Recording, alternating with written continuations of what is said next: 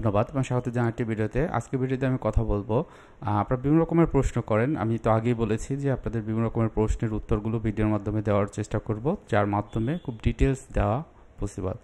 So প্রশ্নগুলো আপনারা যেভাবে করেন, অনেক সময় দেখা যায় যে প্রশ্নগুলো ধরন অনুযায়ী আসলে তাকে কীভাবে অ্যাসেসমেন্ট করা যায় বা কীভাবে হেল্প করা যায় সেটি কিন্তু এক কথা বোঝা যায় না। সো আপনারা যারা এই ভিডিওটি দেখছেন, আমি বলবো যে আপনারা এটি সাবস্ক্রাইব করে রাখবেন, কেননা এটা অবশ্যই এই চ্যানেলটির মাধ্যমে হয়তো বা আপনার যে প্রশ্নগুলো বা যে সমস্যা মানসিক স্বাস্থ্য সম্বলিত সেগুলো মোকাবেলা করতে পারবেন।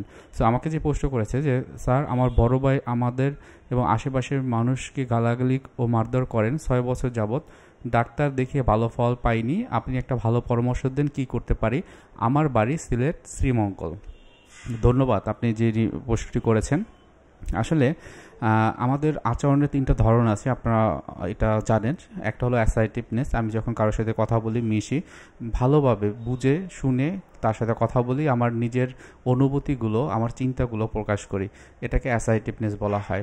অনেকে আছে আচরণের ধরন হিসেবে পেসিভ থাকে, অর্থাৎ যা কিছুই বলা হোক না কেন সে কোনো সিদ্ধান্ত দেয় না বা কোনো বিষয়ে সে আগ্রহ প্রকাশ করে না। আবার আরেক ধরনের আছে যারা খুব এগ্রেসিভ, অর্থাৎ ভাঙচুর করা, গালাগালি করা, কোনো একটা বিষয় নিয়ে অনেক বেশি রেগে যাওয়া। এই যে বিষয়গুলো হয়তোবা আপনার ভাইয়ের ক্ষেত্রে কাজ করে। প্রথমত যে বিষয়টি, যে আপনি যেহেতু অনেক দিন ধরে চিকিৎসা নিচ্ছেন, 6 বছর ধরে সিলেটের শ্রীমঙ্গলে, আমি আপনাকে বলবো যে এই প্রফেশনালের কাছ থেকে আপনি চিকিৎসাটি নিয়েছিলেন সেটি কী ধরনের হয়েছিল। আপনি কি সাইকিয়াট্রিস্ট এবং সাইকোলজিস্টের কাছ থেকে আপনার চিকিৎসাটি নিয়েছিলেন কিনা আপনার ভাইয়ের জন্য? যদি সেটি নিয়ে থাকেন, আপনারা কি ফলো আপে ছিলেন কিনা? এক্ষেত্রে অনেকেই আছেন যে শুধুমাত্র সাইকিয়াট্রিক মেডিসিনের উপরে নির্ভর করেন এবং কাউন্সেলিং বা সাইকোথেরাপি, যেটিকে বলা হয় খুবই গুরুত্বপূর্ণ মানসিক স্বাস্থ্য সম্বলিত যে কোনো সমস্যার ক্ষেত্রে, সেটি নেয় না। যার প্রেক্ষিতে হয় সে যতদিন ওষুধ খায় ততদিন ভালো থাকে, আবার আগের মতো হয়ে যায়। আবার এর ভিতরে অনেকের ভিতরে আমি দেখেছি যে যারা ওষুধটি যখন একবার লিখে দেয় বা দুবার লিখে দিল, তাকে হয়তো বা ওই সাইকিয়াট্রিস্ট একটা নির্দিষ্ট সময়ের পরে আসতে বলে, হয়তো বা 2 মাস অথবা 3 মাস অথবা 15 দিন, যে কোনো একটা ডিউরেশনে আসতে বলে। তখন তারা না এসে ওই যে ওষুধটি সেটা অনেক দিন ধরে খায়। এর মাধ্যমে যেটি হয়, ওই রোগী অনেক সময় ভালো থাকে, অনেক সময় খারাপ থাকে, এবং একটা সময় দেখা যায় যে এটা যদি অনেক দিন ধরে একই ওষুধ খেয়ে থাকে, সেক্ষেত্রে কিন্তু এটা একটা সাইড এফেক্ট হয়ে থাকে। সো আপনার উদ্দেশ্যে আমি বলবো যে আপনাকে অবশ্যই একজন প্রফেশনাল কাউন্সেলিং সাইকোলজিস্টের কাছে যাওয়ার জন্য, কেননা এই যে কাউন্সেলিংটা আপনার ভাইয়ের জন্য হেল্প করবে এই জায়গাটাতে, যে সে হয়তোবা বিভিন্ন চিন্তা থাকে যেটা নেতিবাচক, এবং তার দ্বারা সে তাড়িত হয়ে হয়তোবা আশেপাশের মানুষের প্রতি একটা রাগ, ক্ষোভ, অভিমান, সেটি যখন তার ভিতরে কাজ করে, তখন সে ভাঙচুরের যে চিন্তাভাবনা সেটি করে। সো আপনাদের উদ্দেশ্যে আমি বলবো যে সাইকিয়াট্রিক মেডিসিন অবশ্যই একজন প্রফেশনাল যারা সাইকিয়াট্রিতে আছেন তাদের কাছ থেকে নেবেন।